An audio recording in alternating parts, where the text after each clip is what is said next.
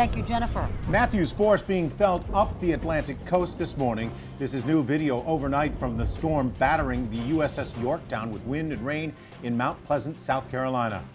Before daybreak, that storm flooding streets in Savannah, Georgia, washing debris down the roadways, and floodwaters flowing from the streets and overtaking Flagler College in St. Augustine. Look how it rushed into the main entryway. This storm killed at least 4 people in Florida. It knocked out power to more than 1 million homes and businesses. And believe it or not, Matthew's strongest winds actually stayed offshore. Local 10's Andrew Perez is in Jacksonville now to show us more on how hard hit northern Florida got it. Good morning, Andrew. Good morning, guys. Todd, Nikki, what a difference 2 hours makes. We've been here all morning on Local 10 News, kind of showing you damage, showing you flooding around Jacksonville.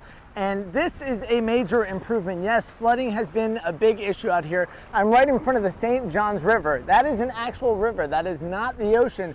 There has been major flooding from this river to neighborhoods all over the area, also over by the beach. It has been even worse. I want to send you to our first piece of video.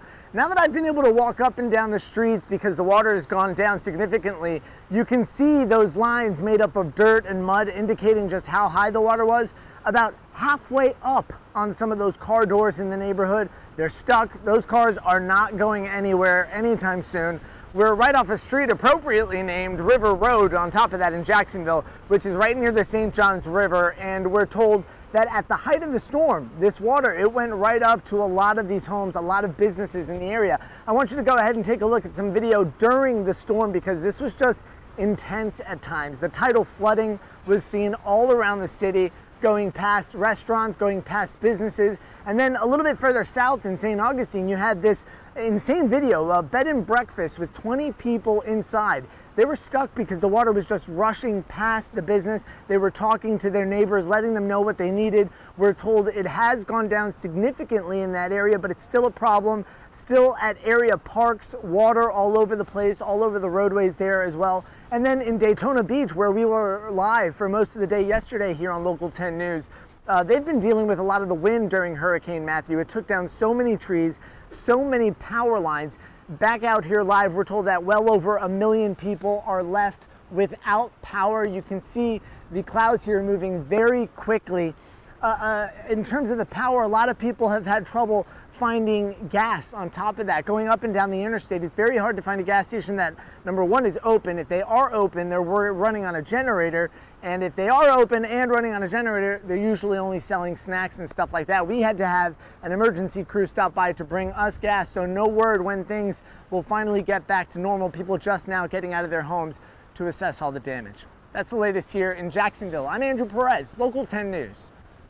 All right, Andrew, thank you so much. Our team coverage continues now in Cocoa Beach with Matthew struck there early Friday morning. Local 10's Victor Kendo weathered the storm there. He is now live to show us how the cleanup is going. Good morning, Victor. Good morning, Nikki. One area that experienced some storm surge right here along the Indian River, where a lot of people keep their boats. The docks are right here, and unfortunately, this is a sight that's become all too common here. This boat, as you see it, it crashed right up onto the rocks, almost all the way up onto the dock here. Let's show you what it looked like for us just minutes ago driving around this area. We actually found the hull to this boat we just showed you a little bit down the road. We met up with one Miami retired firefighter who stopped by our news van. He told us that Matthew tore his dock to shreds. And we spoke to one homeowner whose dock was badly damaged when a neighbor's boat crashed right through it. Several boats kind of lifted up onto us. A neighbor's sailboat came off and went, sitting about half mile down up on almost on the road.